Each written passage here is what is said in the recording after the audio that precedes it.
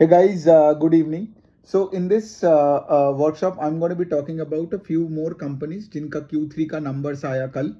ठीक है, तो एक एक करके कवर करते हैं. तो सबसे पहले लेट्स टॉक अबाउट आवास फाइनेंशियर्स. तो आवास एक Rajasthan based affordable housing finance company है. आप देखोगे कि उनका मेजॉरिटी ब्रांचेस वो राजस्थान, महाराष्ट्र, गुजरात उस साइड में ज़्यादा है. आवास का जो जो अभी मेन प्रॉब्लम, मैं प्रॉब्लम का बात नहीं कर रहा हूँ, बट इट्स लाइक कि कंपनी में पूरा एक ट्रांजिशन चल रहा है. आप देखोगे उनका मैनेजमेंट चेंज हो रहा है. फिर आप देखोगे उनका पूरा टेक्नोलॉजी में भी पूरा अपग्रेडेशन का काम चल रहा है.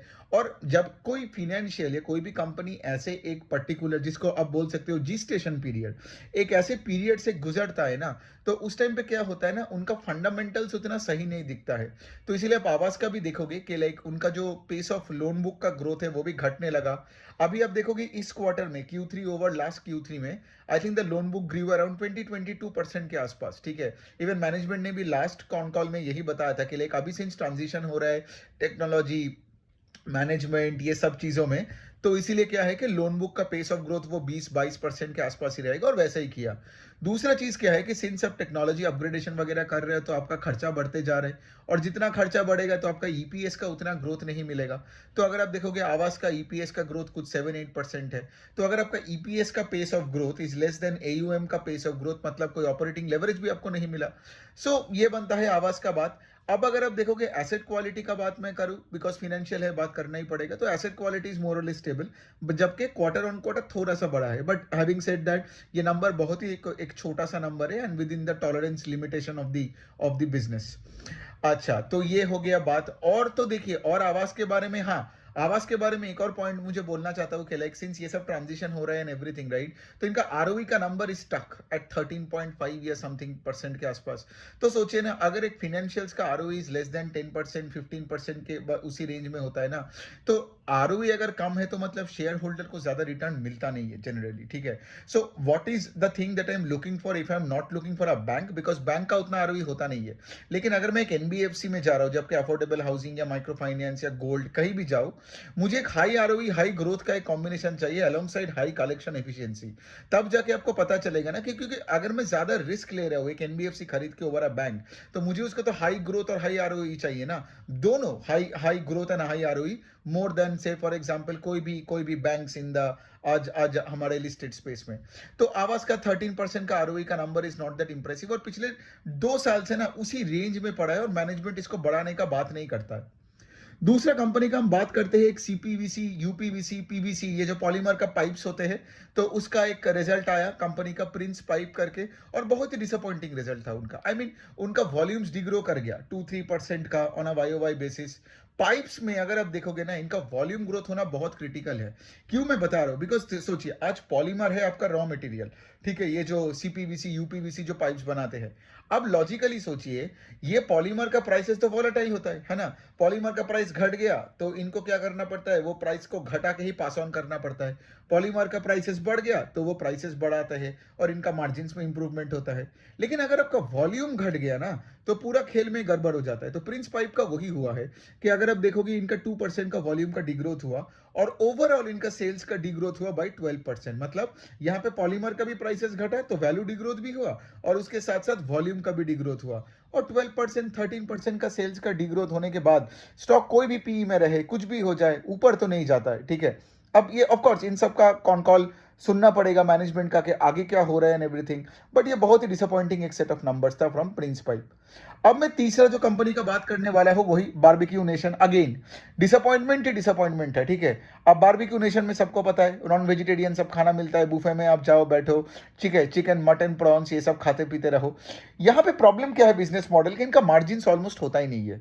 मतलब क्या है, आप जो भी कमा रहे हो, मतलब आप कमा रहे हो, मतलब अगर आपका सेल्स का बात करूं, अगले दिन आपका रॉ मटेरियल, ये सब चिकन प्रॉन्स खरीदने में ही सब चला जाता है. फिर अगर आपने कभी बारबेक्यू नेशन या फिर उसके कॉम्पिटिटर, मतलब एब्सोल्यूट बारबेक्यू, या अगर आप फ्लेम एंड ग्रिल में कभी गए हो, आप देखोगे कि एक बड़ा सा रियल एस्टेट की तरह जगह लगता है ना. 4,000 स्क्वायर फीट का जगह 8,000 स्क्वायर फीट लेके इतने सारे टेबल रखते, तो फिक्स कॉस्ट हाई होता है. फिर 40, 50, 60 लोग काम करते हैं सिर्फ वहां पे. तो सोचिए, एक तो आपका ग्रॉस प्रॉफिट मार्जिन भी कम है बिकॉज इतना रॉ मटेरियल का खर्चा है. दूसरे साइड में अगर आप देखोगे कि यहाँ पे जो दूसरा वाला पार्ट है, मतलब से फॉर एग्जांपल आपका जो इनडायरेक्ट जो कॉस्ट है, लेबर लेबर का खर्चा, बिल्स, रेंट, वो भी इतना हाई होता है। तो ये क्या होता है ऐसे मॉडल्स में, अगर आपका कभी भी सेल्स ऊपर नीचे 5-10% हो जाता है, तो क्या होता है, इनका मार्जिन कॉन्ट्रैक्ट करके ये लॉस में चला जाता है। तो बारबेक्यू नेशन का भी यही हालत है। दूसरा चीज, ये कंपनी क्या कर रहा है, सिंस इनका हालत पिछले 2-3 साल से कभी प्रॉफिट कभी लॉस, और एक्चुअली लॉसेस ही ज्यादा दिखाया इन्होंने, तो इन्होंने क्या किया, अपना स्टोर एक्सपेंशन का पेस ऑफ ग्रोथ को घटा दिया। ऑफ कोर्स एग्जिस्टिंग स्टोर का अगर आप सेम स्टोर सेल्स ग्रोथ घट रहा है, ठीक है, तो और उसके साथ साथ ओवरऑल बिजनेस लॉसेस में जा रहा है, तो आप कौन से इससे आप बड़े बड़े मतलब नया नया दुकानें खोलोगे। तो पेस ऑफ स्टोर एक्सपेंशन भी घटा दिया, वो भी एक नेगेटिव है। तो एक और पॉइंट मैं बोलना चाहता हूं कि आप देखोगे at the beginning of this fiscal इनके पास कुछ 216 स्टोर्स था, अभी भी इनके पास 216 स्टोर्स है। बीच में 9 महीने में क्या हुआ, 9 महीने में ये लोगों ने 16 दुकान खोले और 16 दुकानें बंद किए। तो इफेक्टिवली कोई ultimately net change of stores कभी पॉजिटिव हुआ नहीं है, ठीक है। तो ये बनता है बात। और अगर आप इनका नंबर्स भी देखोगे बारबेक्यू नेशन का, अगर मैं थोड़ा बहुत भी आपको बताऊं, लाइक बहुत ही डिसअपॉइंटिंग नंबर, मतलब आपका टॉप लाइन का कोई ग्रोथ नहीं है। चलो एक अच्छी बात है कि इस बार चलो इन्होंने कुछ तो प्रॉफिट दिखाया है, जबकि लास्ट क्वार्टर में भी लॉस दिखाया था, लेकिन वही वाला पॉइंट है, कभी लॉस कभी प्रॉफिट एंड ऑल दैट। और इनका ऑफ कोर्स टायर 2, 3, 4 सिटीज में जाने का बात कर रहा है। अब वहां पे क्या है, वहां पे आपको और वॉल्यूम्स में खेलना पड़ेगा। और ऐसे कंपनीज क्या करते हैं, अगर मैं आपको छोटे से एक कहानी बोल के बताऊं, ये कभी कभार वॉल्यूम्स में खेलने के लिए ये कॉर्पोरेट वाले को डिस्काउंट देते हैं। अब देखते हो ना, लंच वंच के टाइम पे सब चले जाते हैं खाने के लिए, लेकिन वहां पे क्या है, फुटफॉल बढ़ता है, लेकिन वहां पे आपका मार्जिन घट जाता है। तो प्रॉब्लम ही प्रॉब्लम है ऐसे बिजनेस मॉडल में। मैं तो क्या करता हूं, ऐसे मॉडल्स में सिर्फ जाता हूं, खाना खा के वापस आता हूं। मैं नॉन वेजिटेरियन हूं और मुझे बहुत बढ़िया लगता है इनका चिकन प्रॉन अनलिमिटेड खाने में, और मैं खाता हूं और मैं वापस आ जाता हूं, ठीक है। लेकिन मैं कभी ऐसे कंपनीज में पैसा नहीं डालता। ओके, अब अगला कंपनी का हम बात करते हैं, वो है कि आपका सीडीएसएल। सीडीएसएल तो सबको पता है कि वो एक डिपॉजिटरी है। डिपॉजिटरी का काम क्या होता है कि लाइक आज जो भी हो आपके नाम पे शेयर हो, आप आज आपके डीमैट अकाउंट में तो लेके रखे हो, लेकिन उसका उसका रखवाले कौन होते हैं, वो है आपका सीडीएसएल। दूसरा चीज, सीडीएसएल पैसे कैसे बनाती है, अगर मैं छोटे से एग्जाम्पल लेके बात करूं, तो जो रखवाले होते हैं सारे शेयर्स का, हमारे देश का पकड़ लो, ठीक है, तो जितना आप वॉल्यूम्स में ट्रेड करोगे, जितना आपका वॉल्यूम्स बढ़ेगा, उतना सीडीएसएल भी अपना हिस्सा मारेगा, राइट।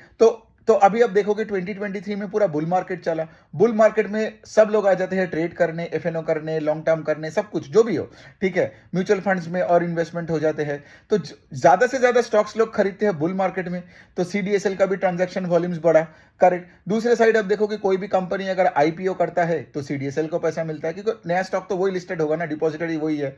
दूसरे साइड में, तीसरे साइड में आप देखोगे जो कंपनीज पूरे साल लिस्टेड है, लेट्स से एचडीएफसी बैंक का जो स्टॉक लिस्टेड है आज पूरा, ठीक है, सीडीएसएल के अंदर जो लिस्टेड है, तो उनको एचडीएफसी बैंक को सीडीएसएल को एक भाड़ा देना पड़ता है पूरे साल का, जिसको आप बोल सकते हो एनुअल मेंटेनेंस चार्ज, ठीक है। तो इस तरह से सीडीएसएल का सोर्सेज है। तो सीडीएसएल का भी ऑफकोर्स अगर आप देखोगे कि लाइक वाई इनका इनका अगर मैं आपको थोड़ा बहुत नंबर बताऊं, तो आप देखोगे इनका कुछ 40% के आसपास के ऊपर उनका सेल्स का ग्रोथ हुआ। क्वार्टर ऑन क्वार्टर फ्लैट रहा, जो वो मुझे थोड़ा सा ये लगा। बट जनरली क्या होता है ना, एक बात तो है, आई डोंट नो बिकॉज ये कॉन कॉल में मैनेजमेंट ने नहीं बताया, लेकिन ये मेरा एक एजम्पशन टाइप की आप पकड़ लो कि Q3 में बहुत सारे फेस्टिव पीरियड्स था ना, है ना। तो जितना फेस्टिव पीरियड होता है, मार्केट बंद रहता है, या फिर उस टाइम पे थोड़ा बहुत ट्रेडिंग कम हो सकता है, इसलिए क्यू शायद फ्लैट है। बट देन ऑफ कोर्स हमें वो कॉन कॉल में ही पता चलेगा मैनेजमेंट क्या बोल रहा है, मेरे एजम्पशन पे किसी को थोड़ी फर्क पड़ना चाहिए। ओके, एक और पॉइंट मैं बोल सकता हूँ सीडीएसएल का, जो इंडिया का जो अभी आप देखोगे कि टोटल जो डीमेट अकाउंट है उनके अंदर वो कुछ 10 करोड़ के ऊपर हो गया है, एंड पिछले क्वार्टर में वो कुछ 9 करोड़ था।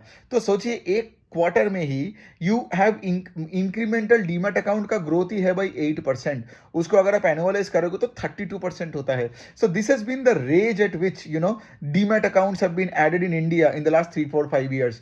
तो इसीलिए आप देखोगे कोई भी मतलब पिछले एक साल में आप देखोगे कैंप्स का भी रिजल्ट आया, बट मैंने उसको ऊपर से देखा, आई गेस उनका भी ग्रोथ वगैरह दिखा मैंने, लेकिन I won't talk about camps now because मैंने ढंग से वो नहीं देखा, मैं तब जिम में था, ऊपर से एक बार फोन में उनका इनकम स्टेटमेंट खोल के देख लिया। लेकिन कोई भी कंपनी हो, वो ब्रोकरेज कंपनी हो, डिपॉजिटरी हो, कैंप्स तो आपका है, आपका आरटीए मतलब म्यूचुअल फंड्स का जो प्लेटफॉर्म बनाने वाला कंपनी, इन सब में ग्रोथ आता है जब एक बुल मार्केट चलता है, बिकॉज यहाँ पे वॉल्यूम्स बढ़ता है, और जब वॉल्यूम बढ़ता है तो सब पैसे बनाते हैं एक साथ। ओके, अब अगला कंपनी की तरफ चलते हैं हम। अब हम बात करते हैं, बहुत डिप्रेसिंग है कंपनी LIC हाउसिंग फाइनेंस, जो अपना बुक को ग्रो करता है 4-5% से, और पिछले कॉन कॉल में ये बोला था कि H2 में अपने बुक को 10-12% से ग्रो करेंगे, राइट। और मैं हमेशा क्या करता हूँ ना, मैनेजमेंट कुछ बोलता है तो उसको दिमाग में रखता हूँ और ट्विटर में भी लिख कर रखता हूँ, ताकि अगला जब कॉन कॉल होता है या रिजल्ट आता है, मैं देखता हूँ कि तुमने जो बोला है वो करके दिखाया कि नहीं। As usual LIC housing finance नहीं किया।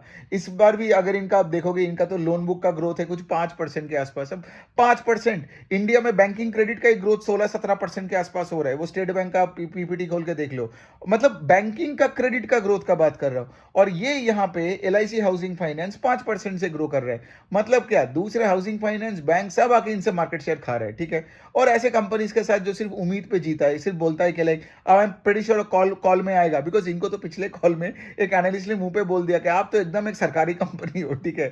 तो मैनेजमेंट बोलता है कि मतलब मैनेजमेंट बोलते हैं हमें ऐसे मत बोलो and all that shit, but having said that, तुम 5-6% से ग्रो करोगे, तुम्हारा कोई आगे बढ़ने का तुम्हारा कोई ख्वाब ही नहीं है, तो फिर कैसे होगा, है ना। सो अभी मैंने कितना कंपनीज को कवर किया, 4-5 कवर किया, एक दो और कर ही लेते हैं आई गेस, बिकॉज ये वीडियो बना ही रहा हूं। अशोक लेलैंड का बात करें तो अशोक लेलैंड का बात आप देखोगे तो कमर्शियल व्हीकल स्पेस में थोड़ा सा ग्रोथ का भी इशू आ रहा है। ग्रोथ का बात कर रहा हूं, सेल्स घटा नहीं है, ये नहीं बोल रहा हूं। तो अगर आप देखोगे कि जितना भी आज मैंने, जैसे कोटक महिंद्रा बैंक हो गया या दूसरा भी एक दो फिनेंशियल जिनका मैंने कॉन कॉल अटेंड किया, तो उन्होंने भी यही चीज बताया कि कमर्शियल व्हीकल स्पेस में थोड़ा ग्रोथ का भी इशू आ रहा है। ऑफकोर्स कोविड के 2 साल के बाद जब हमारी इकोनॉमी रिकवर किया, सो CV सेगमेंट एकदम भागा, है ना। अब क्या हो रहा है, उस लार्ज बेस में ग्रो करने में डिफिकल्ट हो रहा है। तो अशोक लेलैंड का भी अगर आप देखोगे ना, टॉप लाइन एकदम फ्लैट है। अगर मैं Q3 वर्सेस Q3 का बात करूं, सो आप देखोगे कि लाइक सेल्स का कोई ग्रोथ नहीं है, ठीक है। तो इतना तक ही रखते हैं, मतलब इसके ऊपर और कुछ बोलना नहीं है बस, तो इतना तक करते हैं। और कुछ कंपनीज है मेरे पास, Fusion, Varun Beverage, all that, तो मैं उसको एक और वीडियो में बना के आपके सामने पेश करता हूं। Thank you.